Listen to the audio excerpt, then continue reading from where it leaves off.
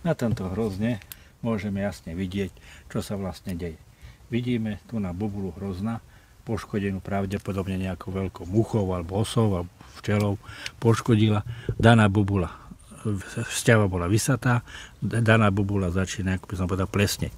Vzhľadom na to, že je suché počasie, bubula nevytvára pleseň, ktorá by sa šírila ďalej po strapci, ale vytvárajú sa cibeby, ktoré vidíme, šupky zosychajú.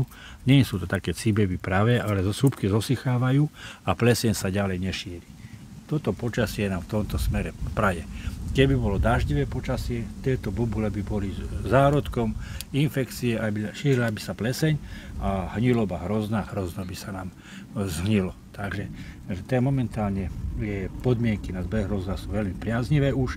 Toto poškodzovanie hmyzom je zanedbateľné, hrozno je krásne vyfarbené, senzoricky lahodné. Môžeme pristúpiť k zberu hrozna.